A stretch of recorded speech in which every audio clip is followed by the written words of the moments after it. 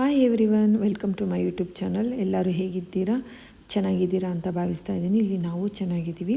ಇವತ್ತಿನ ನನ್ನ ವಿಡಿಯೋದಲ್ಲಿ ಮೆಂತ್ಯ ಸೊಪ್ಪಿನ ಬಸ್ಸಾರು ಹೇಗೆ ಮಾಡೋದು ಅಂತ ತೋರಿಸ್ಕೊಡ್ತೀನಿ. ಹಾಗೆ ಇದ್ರ ಮಧ್ಯೆ ನನ್ನ ಮಗಳದು ಒಂದು ಕಾಂಪಿಟೇಷನ್ ಇತ್ತು, ಅದಕ್ಕೆ ರೆಡಿ ಆಗ್ತಾಯಿದ್ಲು. ಆ ವಿಡಿಯೋನ ನಾನು ಹಾಕಿದ್ದೀನಿ. ಇದನ್ನು ನೋಡ್ತಾ ನಾನು ಒಂದೆರಡು ಮಾತನ್ನ ನಿಮ್ಮ ಹತ್ರ ಶೇರ್ ಮಾಡಬೇಕು ಅಂತ ಅಂದ್ಕೊತಾ ಇದ್ದೀನಿ. ಏನಂತ ಹೇಳಿದ್ರೆ, ನಾನು ತುಂಬ ವರ್ಷದಿಂದ ಆ್ಯಕ್ಚುಲಿ ಯೂಟ್ಯೂಬ್ ಚಾನಲ್ನ ನಾನು ನಡೆಸ್ಕೊತಾ ಬರ್ತಾಯಿದ್ದೀನಿ. ಬಟ್ ನನಗೆ ಫ್ರೀಕ್ವೆಂಟಾಗಿ ನನಗೆ ಡೈಲಿ ವೀಡಿಯೋಸ್ನ ಮಾಡಿ ಹಾಕ್ಲಿಕ್ಕೆ ಆಗ್ತಾಯಿಲ್ಲ. ಸ್ವಲ್ಪ ಬ್ಯುಸಿ ಇರೋದ್ರಿಂದ, ಅಂದರೆ ಮನೆ ಕನ್ಸ್ಟ್ರಕ್ಟ್ ಮಾಡಿದ್ವಿ, ಮತ್ತು ನನ್ನ ಮಗ ಓದ್ತಿರೋದ್ರಿಂದ ಅವನು ಸ್ಟಡೀಸ್ ಕಡೆ ನಾನು ಕಾನ್ಸಂಟ್ರೇಟ್ ಮಾಡಬೇಕು. ನನ್ನ ಮಗಳೂ ಚಿಕ್ಕವಳಾಗಿರೋದ್ರಿಂದ ಹಾಗಾಗಿ ಮಧ್ಯೆ ನನಗೊಂದು ಸ್ಕಿಪ್ ಆಗ್ತಾ ಇರುತ್ತೆ, ಕಂಟಿನ್ಯೂಸ್ ಆಗಿ ಹಾಕೋಕ್ಕಾಗ್ತಾಯಿಲ್ಲ. ಮತ್ತೆ ಈಗ ಶುರು ಮಾಡಿದ್ದೀನಿ. ಪ್ಲೀಸ್ ನನಗೆ ಸಪೋರ್ಟ್ ಮಾಡಿ ಅಂತ ಕೇಳೋದಕ್ಕೆ ಇಷ್ಟಪಡ್ತೀನಿ. ಬನ್ನಿ ಇವತ್ತಿನ ಅಡುಗೆ ಏನು ಅಂತ ನೋಡೋಣ. ಮೆಂತ್ಯ ಸೊಪ್ಪಿನ ಬಸ್ಸಾರು. ಆ್ಯಕ್ಚುಲಿ ಕಾಮನ್ನಾಗಿ ಯಾರೂ ತುಂಬ ಮಾಡೋದಿಲ್ಲ ಮೆಂತ್ಯ ಸೊಪ್ಪಲ್ಲಿ ಬಸ್ಸಾರನ್ನ, ಬಟ್ ಮಾಡಿ ತುಂಬ ಚೆನ್ನಾಗಿರುತ್ತೆ, ಹೆಲ್ತಿಗೂ ತುಂಬ ಚೆನ್ನಾಗಿರುತ್ತೆ, ಅಷ್ಟೇ ರುಚಿಯಾಗೂ ಬರುತ್ತೆ. ಇಲ್ಲಿ ನಾನು ಮೆಂತ್ಯ ಸೊಪ್ಪಿಗೆ ಬೇಳೆ ಬಂದು ತೊಗರಿಬೇಳೆ ತೊಗೊಂಡಿದ್ದೆ, ಅದ್ರ ಕಾಂಬಿನೇಷನ್ ತುಂಬ ಚೆನ್ನಾಗಿ ಬರುತ್ತೆ. ಇಲ್ಲಿ ನಾನು ಕುಕ್ಕರಲ್ಲಿ ಬಸ್ಸಾರು ಹೇಗೆ ಮಾಡೋದು ಅಂತ ತೋರಿಸ್ತಾ ಇದ್ದೀನಿ. ಕಾಮನ್ನಾಗಿ ಎಲ್ಲರೂ ಓಪನ್ ವಿಷಲಲ್ಲಿ ಸೊಪ್ಪನ್ನ ಬೇಯಿಸ್ಕೊತಾರೆ, ಬಟ್ ಇಲ್ಲಿ ನಾನು ಕುಕ್ಕರಲ್ಲಿ ಮಾಡೋ ರೀತಿನ ನಾನು ನಿಮಗೆ ತೋರಿಸ್ತಾ ಇದ್ದೀನಿ, ಅಂದರೆ ಬೇಗ ಆಗುತ್ತೆ ಅಂತ ಹೇಳಿ. ಈ ಬ್ಯಾಂಗ್ಳೂರ್ ಲೈಫು, ಈ ಬ್ಯುಸಿ ಲೈಫ್ಗೆ ಆ್ಯಕ್ಚುಲಿ ಏನು ಮಾಡ್ತೀವಿ ಅಂದರೆ, ಬೇಗ ಅಡುಗೆ ಮುಗಿಸ್ಕೊಂಡು ಬೇಗ ಕೆಲಸಗಳು ಮಾಡೋಣ, ಅದು ಮಾಡ್ಕೊಳ್ಳೋಣ, ಇದು ಮಾಡೋಣ, ಅಲ್ಲಿ ಹೋಗೋಣ, ಇಲ್ಲಿ ಹೋಗೋಣ ಅಂತ ಪ್ಲ್ಯಾನ್ಸ್ ಮಾಡ್ತಾ ಇರ್ತೀವಿ. ಹಾಗಾಗಿ ನಾನು ಕುಕ್ಕರಲ್ಲಿ ಮಾಡೋದನ್ನು ತೋರಿಸ್ಕೊಡ್ತಾ ಇದ್ದೀನಿ. ಇಲ್ಲಿ ಮೆಂತ್ಯ ಸೊಪ್ಪನ್ನ ನಾನು ಎಲೆ ಅಂಥದನ್ನ ತೊಗೊಂಡಿದ್ದೀನಿ, ಅದರಲ್ಲಿ ಬರೋ ಕಡ್ಡಿ ಅಂಥದ್ದನ್ನ ನಾನು ಯೂಸ್ ಮಾಡ್ತಾಯಿಲ್ಲ, ಎಲೆ ಮಾತ್ರ ತೊಗೊಂಡು ಬಸ್ಸಾರನ್ನ ತೋರಿಸ್ತಾ ಇದ್ದೀನಿ.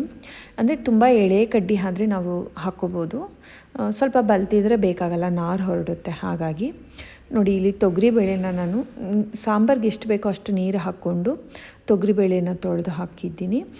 ಇದಕ್ಕೆ ನಾನಿವಾಗ ಸೊಪ್ಪನ್ನ ಹಚ್ಬಿಟ್ಟು ಹಾಕ್ಕೊತಾ ಇದ್ದೀನಿ. ಅಂದರೆ ಅದು ಕುದಿಬೇಕಾದ್ರೆ ಹಾಕಬೇಕು ಅಂತ ಏನಿಲ್ಲ, ಹಿಂದೆನೇ ಹಾಕ್ಕೊಂಡ್ರೆ ಆಯಿತು. ಸೊಪ್ಪು ಹಾಕ್ಕೊಂಡು ಅದಕ್ಕೆ ರುಚಿಗೆ ತಕ್ಕಷ್ಟು, ಸೊಪ್ಪಿಗೆ ಎಷ್ಟು ಬೇಕೋ ಅಷ್ಟು ಮಾತ್ರ ನಾವು ಉಪ್ಪನ್ನು ಹಾಕ್ಕೊಂಡು ಒಂದು ವಿಷಲ್ ಅಷ್ಟೇ, ಅಂದರೆ ವಿಷಲ್ ಇನ್ನೇನದು ಕೂಗುತ್ತೆ, ವಿಷಲ್ ಹೊಡೆಯುತ್ತೆ ಅನ್ನೋ ಟೈಮ್ಗೆ ನೀವು ಆಫ್ ಮಾಡಿದ್ರೆ ಸಾಕಾಗುತ್ತೆ. ನೋಡಿ, ಇವಾಗ ನಾನು ಆಫ್ ಮಾಡಿಕೊಂಡೆ, ವಿಷಲ್ ಆಯಿತು. ಸಾಂಬಾರು ಮಾಡಲಿಕ್ಕೆ ಏನೆಲ್ಲ ಇಂಗ್ರೀಡಿಯೆಂಟ್ಸ್ ಬೇಕು ಅಂತ ನಾನು ಇನ್ನೂ ಹೇಳಿಲ್ಲ ನಿಮಗೆ. ಇಲ್ಲಿ ಮೊದಲಿಗೆ ನಾನು ತೆಂಗಿನಕಾಯಿನ ಹೊಡಾಕ್ಕೊಳ್ತಾ ಇದ್ದೀನಿ. ತೆಂಗಿನಕಾಯಿ ಬೇಕಾಗುತ್ತೆ ನಮಗೆ, ದೆನ್ ಈರುಳ್ಳಿ ಬೇಕಾಗುತ್ತೆ, ಬೆಳ್ಳುಳ್ಳಿ, ಹಸಿರು ಮೆಣಸಿನ್ಕಾಯಿ ಬೇಕಾಗುತ್ತೆ, ಜೀರಿಗೆ, ಮೆಣಸು, ಕರಿಬೇವು ಇಷ್ಟು ಬೇಕಾಗುತ್ತೆ. ನಾನಿಲ್ಲಿ ಒಂದು ಈರುಳ್ಳಿನ ತೊಗೊಂಡು ಸಣ್ಣಗೆ ಉದ್ದಕ್ಕೆ ಹಚ್ಚಿಟ್ಕೊತಾ ಇದ್ದೀನಿ. ಅಂದರೆ ನಿಮಗಿಲ್ಲೊಂದು ಸಾಂಬಾರಿಗೆ ಕ್ವಾಂಟಿಟಿ ಮೇಲೆ ಹೋಗುತ್ತೆ ನಾವು ಎಷ್ಟು ಈರುಳ್ಳಿ ಹಾಕೋಬೇಕು ಅಂತ ಹೇಳಿಬಿಟ್ಟು. ಒಂದು 1/4 ಭಾಗದಷ್ಟು ಈರುಳ್ಳಿನ ತೊಗೊಂಡು ನಾನು ಉದ್ದಕ್ಕೆ ಹಚ್ಚಿಟ್ಕೊತಾ ಇದ್ದೀನಿ. ನಾವು ಇದನ್ನೆಲ್ಲ ಹುರ್ಕೋಬೇಕಾಗತ್ತೆ. ಈರುಳ್ಳಿ, ಬೆಳ್ಳುಳ್ಳಿ, ಹಸಿರು ಮೆಣಸಿನ್ಕಾಯಿ, ಜೀರಿಗೆ, ಮೆಣಸು, 1 ಸ್ಪೂನ್ ಎಣ್ಣೆ ಹಾಕ್ಕೊಂಡು ನಾವು ಇದನ್ನೆಲ್ಲ ಹುರ್ಕೋಬೇಕಾಗುತ್ತೆ.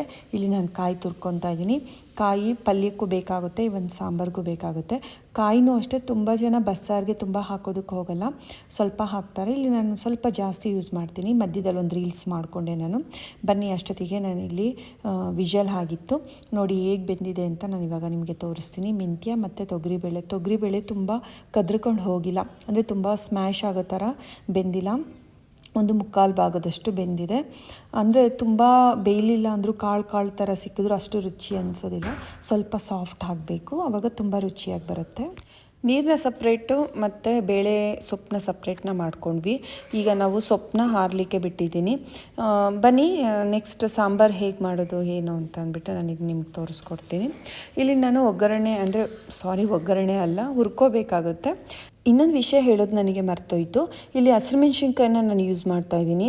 ಇದ್ರ ಬದಲಾಗಿ ನೀವು ಖಾರದ ಪುಡಿನೂ ಹಾಕ್ಕೋಬೋದು, ಇಲ್ಲ ಅಂತ ಹೇಳಿದರೆ ಗುಂಟೂರು ಮತ್ತು ಒಂದು ಬ್ಯಾಡ್ಗೆನ ಯೂಸ್ ಮಾಡ್ಬೋದು.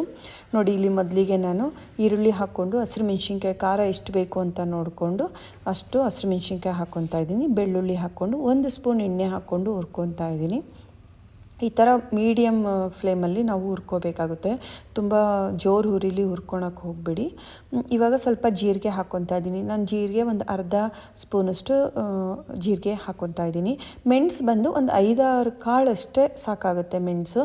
ಅಂದರೆ ಮೆಣಸು ಕಾಳು ಬಿದ್ರೇ ಬಸ್ಸಾರು ಒಂದು ಸ್ವಲ್ಪ ರುಚಿ ಅನಿಸೋದು, ಹಾಗಾಗಿ ಮೆಣಸನ್ನ ಮಾತ್ರ ಸ್ಕಿಪ್ ಮಾಡೋಕ್ಕೆ ಹೋಗಬೇಡಿ. ಇದನ್ನು ಹಾಕ್ಕೊಂಡು ನಾನಿಲ್ಲಿ ನೋಡಿ ಈ ಥರ ಹುರ್ಕೊಳ್ತಾ ಇದ್ದೀನಿ. ಇಷ್ಟು ಹುರ್ಕೊಂಡ್ರೆ ಸಾಕಾಗುತ್ತೆ. ಇನ್ನೊಂದು ಇಂಗ್ರೀಡಿಯೆಂಟ್ ನಾನು ನಿಮಗೆ ಹೇಳೋದು ಮರ್ತಿದ್ದೆ. ಸಾಂಬಾರು ಮಾಡಬೇಕಾದ್ರೆ ಹುಳಿ ಅಂಶ ಇರಬೇಕಲ್ವ, ಟೊಮೊಟೊ ಯೂಸ್ ಮಾಡಬೇಕು. ಬಟ್ ಟೊಮೊಟೊ ಇಲ್ಲಿ ಯೂಸ್ ಮಾಡ್ತಾ ಇಲ್ಲ ನಾನು. ಇದ್ರ ಬದಲಾಗಿ ನಾನು ಹುಣಸೆ ಹಣ್ಣು ಹಾಕ್ಕೊತಾ ಇದ್ದೀನಿ. ಇಲ್ಲಿ ಟೊಮೊಟೊನ ನಾನು ಹಾಕ್ಕೊತಾನೆ ಇಲ್ಲ. ಬಸ್ಸಾರು ಅಂತ ಅಂದಮೇಲೆ ಸ್ವಲ್ಪ ಜನ ಟೊಮೊಟೊನೂ ಯೂಸ್ ಮಾಡ್ತಾರೆ. ಬಟ್ ನಮ್ಮ ಈ ಕಡೆ ತುಮಕೂರು ಕಡೆ, ಮಧುಗಿರಿ, ಈ ಕಡೆ ಶಿರಾ ಕಡೆ ಎಲ್ಲ ಏನು ಮಾಡ್ತಾರೆ, ಸ್ವಲ್ಪ ಹುಣಸೆ ಹಣ್ಣು ಯೂಸ್ ಮಾಡ್ತೀವಿ. ಟೊಮೊಟೊನೂ ಯೂಸ್ ಮಾಡ್ತೀವಿ, ರೇರಾಗಿ ಯೂಸ್ ಮಾಡ್ತೀವಿ. ನೋಡಿ ಹುರ್ಕೊಂಡಿದ್ದಾಯಿತು. ಸ್ವಲ್ಪ ಹುಣಸೆಹಣ್ಣ ತೊಗೊಂಡೆ. ಎಷ್ಟು ಅಂತ ಹೇಳಿದ್ರೆ ಹುಳಿ ಮೇಲೆ ಡಿಪೆಂಡ್ ಆಗುತ್ತೆ. ಹಳೆ ಹುಣಸೆಹಣ್ಣು, ಹೊಸ ಹುಣಸೆಹಣ್ಣು ಅಂತ ಹೇಳಿಬಿಟ್ಟು ಕ್ವಾಂಟಿಟಿ ನೋಡಿಕೊಂಡು ಅಷ್ಟು ನಾವನ್ನ ಹುಣಸೆಹಣ್ಣ ತೊಗೊಂಡು ಈಗೆಲ್ಲ ನಾನು ಏನು ಹುರ್ಕೊಂಡಿದ್ನೋ ಅದನ್ನೆಲ್ಲ ಜಾರ್ಗೆ ಹಾಕ್ಕೊತಾ ಇದ್ದೀನಿ. ಕಾಯಿನ ಹಾಕ್ಕೊತಾ ಇದ್ದೀನಿ. ಕಾಯಿ ತುಂಬ ಜಾಸ್ತಿನೇ ಯೂಸ್ ಮಾಡ್ತೀನಿ ಫ್ರೆಂಡ್ಸ್. ನಾನು ಆ್ಯಕ್ಚುಲಿ ತುಂಬ ಯೂಸ್ ಮಾಡೋದಿಲ್ಲ, ಬಟ್ ನಾನು ಸ್ವಲ್ಪ ಜಾಸ್ತಿ ಯೂಸ್ ಮಾಡ್ತೀನಿ. ನಂಗೆ ಅದೇನೋ ರುಚಿ ಕೊಡುತ್ತೆ. ಕಾಯಿ, ತೆಂಗಿನಕಾಯಿ ಜಾಸ್ತಿ ಹಾಕೋದ್ರಿಂದ ಬಸ್ಸಾರಿಗೆ ರುಚಿ ಅನಿಸುತ್ತೆ. ಸೊಪ್ಪು ಬೇಳೆ ಸಪ್ರೇಟ್ ಮಾಡಿದ್ದು ನೀರಿತ್ತಲ್ಲ, ಆ ನೀರನ್ನ ಹಾಕ್ಕೊಂಡು ನಾನಿಲ್ಲಿ ರುಬ್ಕೊತಾ ಇದ್ದೀನಿ. ಅಂದರೆ ಬೇರೆ ನೀರು ಹಾಕ್ಕೋಬೇಕು ಅಂತ ಇಲ್ಲ, ಅದೇ ನೀರು ಹಾಕ್ಕೊಂಡ್ರೆ ಸಾಕಾಗುತ್ತೆ. ಸ್ವಲ್ಪ ಕೊತ್ತಂಬರಿ ಸೊಪ್ಪು, ಅಂದರೆ ಒಂದು 2-3 ಕಡ್ಡಿ ಕೊತ್ತಂಬರಿ ಸೊಪ್ಪು ಹಾಕ್ಕೊತಾ ಇದ್ದೀನಿ. ಇದನ್ನು ಹಾಕ್ಕೊಂಡು ರುಬ್ಕೊತಾ ಇದ್ದೀನಿ. ನೋಡಿ ರೆಡಿ ಆಯಿತು. ಇವಾಗ ನುಣ್ಣಗಾಗಿದೆ. ಇವಾಗ ನಾವು ಅದೇನು ಸಪ್ರೇಟ್ ಮಾಡಿ ಇಟ್ಕೊಂಡಿದ್ವಲ್ಲ ಅದಕ್ಕೆ ಮಿಕ್ಸ್ ಮಾಡ್ಕೊಳ್ಳೋಣ. ನಾನು ಆಲ್ರೆಡಿ ಸ್ವಲ್ಪ ಒಂದೇ ಕಟ್ಟನ್ನ ತೆಗೆದಿಟ್ಕೊಂಡಿದ್ದೀನಿ ನನ್ನ ಮಗಳಿಗೋಸ್ಕರ. ಇದೊಂದು ನಾನು ಎಲ್ಲ ಅಮ್ಮಂದಿರಿಗೆ ಹೇಳೋ ಅಂಥದ್ದು. ಅಂದರೆ ಮಕ್ಕಳಿಗೆ ಒಂದು ಸಪ್ರೇಟ್ ಸಾಂಬಾರು ಮಾಡಬೇಕಾ ಅಂತ ಚಿಂತೆ ಮಾಡೋರಿಗೆ ಹೇಳ್ತಾ ಇದ್ದೀನಿ. ಈ ಥರ ನಾವು ಏನೇ ಬೇಳೆ ಸೊಪ್ಪು ಹಾಕಿ ಬೇಯಿಸ್ಕೊತೀವಲ್ಲ, ಆ ನೀರನ್ನ ಸ್ವಲ್ಪ ತೆಗೆದಿಟ್ಕೊಂಡು ಮಕ್ಕಳಿಗೆ ಅನ್ನದ ಜೊತೆ ಮಿಕ್ಸ್ ಮಾಡಿ ಕೊಡೋದ್ರಿಂದ ಮಕ್ಕಳು ಊಟ ಮಾಡ್ತಾರೆ. ಅವರು ನಮ್ಮ ಸಾಂಬಾರು ತಿನ್ಲಿಕ್ಕೆ ಹೋದರೆ ತುಂಬ ಖಾರ ಖಾರ ಅಂತ ಹೇಳ್ತಾರೆ. ನಮಗೆ ಸಪ್ಪೆ ಆದರೆ ನಮಗೆ ಊಟ ಅಷ್ಟೊಂದು ಇಡ್ಸೋದಿಲ್ಲ, ಅಂದರೆ ಇಷ್ಟ ಆಗೋದಿಲ್ಲ. ಹಾಗಾಗಿ ನಾನೇನು ಮಾಡ್ತೀನಿ ಅಂತಂದರೆ, ಈ ಥರ ಸಾರುಗಳು ಮಾಡಿದಾಗೆಲ್ಲ ಸಪ್ರೇಟಾಗಿ ಸ್ವಲ್ಪ ಕಟ್ಟನ್ನ ಎತ್ತಿಟ್ಬಿಡ್ತೀನಿ. ಅದಾದಮೇಲೆ ಖಾರನ ಮಿಕ್ಸ್ ಮಾಡಿ ಇಟ್ಕೊತೀನಿ. ಸ್ವಲ್ಪ ಉಪ್ಪು ಕಮ್ಮಿ ಅನ್ನಿಸ್ತು, ಹಾಗಾಗಿ ಸ್ವಲ್ಪ ಉಪ್ಪು ಹಾಕ್ಕೊಂಡೆ. ಯಾಕಂದರೆ ಸೊಪ್ಪು ಬೇಯಿಸ್ಬೇಕಾದ್ರೆ ಆಲ್ರೆಡಿ ಹಾಕಿರೋದ್ರಿಂದ ಸ್ವಲ್ಪ ಕಮ್ಮಿ ಅನ್ನಿಸ್ತು, ಹಾಕಿದ್ದೀನಿ. ಇಲ್ಲಿ ನಾನು ಕ್ಯಾನ್ಗೆ, ಅಂದರೆ ಎಣ್ಣೆ ಕ್ಯಾನ್ಗೆ ನಾನು ಆಯಿಲ್ ಹಾಕಿಟ್ಕೊಂಡಿದ್ದೆ, ಎಣ್ಣೆ ಹಾಕಿಟ್ಕೊಂಡೆ. ಅದು ಕೊನೆಗೆ ಸ್ವಲ್ಪ ಬರುತ್ತೆ ನೋಡಿ, ಒಗ್ಗರಣೆಗೆ ಆಗೋಷ್ಟು ಮಿಗುತ್ತೆ ಅಂತ ಹೇಳ್ತಾರೆ ಹಿರಿಯರೆಲ್ಲ. ಆ್ಯಕ್ಚುಲಿ ಹೇಳ್ತಾರೆ, ಪ್ಯಾಕೆಟ್ ಹಿಂದೆನೇ ಬಿಸಾಕಬೇಡಿ, ಒಂದು ಈ ಥರ ಉಲ್ಟಾ ಮಾಡಿ ಹಿಡಿ, ಸ್ವಲ್ಪ ಒಗ್ಗರಣೆಗೆ ಆಗೋಷ್ಟು ಎಣ್ಣೆ ಸಿಗುತ್ತೆ ನಿಮಗೆ ಅಂತ ಹೇಳ್ತಾರೆ ನೋಡಿ. ಹಾಗಾಗಿ ನಾನು ಆ ಥರ ಇಟ್ಟಿದ್ದೆ. ಈಗ ಅದನ್ನೇ ನಾನು ಸೊಪ್ಪಿಗೆ ಒಗ್ಗರಣೆಗೆ ಎಣ್ಣೆ ಯೂಸ್ ಮಾಡ್ತೀನಿ.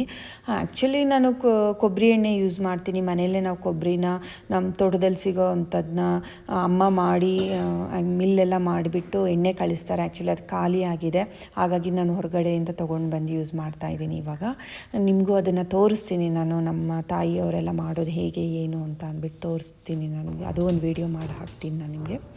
ಬನ್ನಿ ಸೊಪ್ಪಿನ ಒಗ್ಗರಣೆ ಮಾಡಿ ತೋರಿಸ್ತೀನಿ ನಾನೀಗ. ಇಲ್ಲಿ ನಾನು ಎಣ್ಣೆ ಹಾಕ್ಕೊಂಡು ಈರುಳ್ಳಿ, ಕರಿಬೇವು ಮತ್ತು ಹಸಿರು ಮೆಣಸಿನ್ಕಾಯಿ ಹಾಕ್ಕೊತಾ ಇದ್ದೀನಿ. ಒಣಮೆಣ್ಸಿನ್ಕಾಯಿನೂ ಹಾಕ್ಕೋಬೋದು ಒಗ್ಗರಣೆಗೆ, ಇದನ್ನೇ ಹಾಕ್ಕೋಬೇಕು ಅಂತ ಏನಿಲ್ಲ. ರುಚಿ ಚೇಂಜ್ ಆಗುತ್ತೆ ಅಷ್ಟೇ. ಈಗ ನಾನು ಸಾಂಬಾರಿಗೆ ಹಸಿರು ಮೆಣಸಿನ್ಕಾಯಿ ಹಾಕಿರೋದ್ರಿಂದ ಅದ್ರದ್ದು ರುಚಿನೇ ಒಂಥರ ಬರುತ್ತೆ ಬಸ್ಸಾಂಬಾರು. ಒಣಮೆಣ್ಸಿನ್ಕಾಯಿ ಹಾಕೋದ್ರಿಂದ ಅದ್ರದ್ದು ಸಾಂಬಾರು ಟೇಸ್ಟೇ ಬೇರೆ ಥರ ಬರುತ್ತೆ.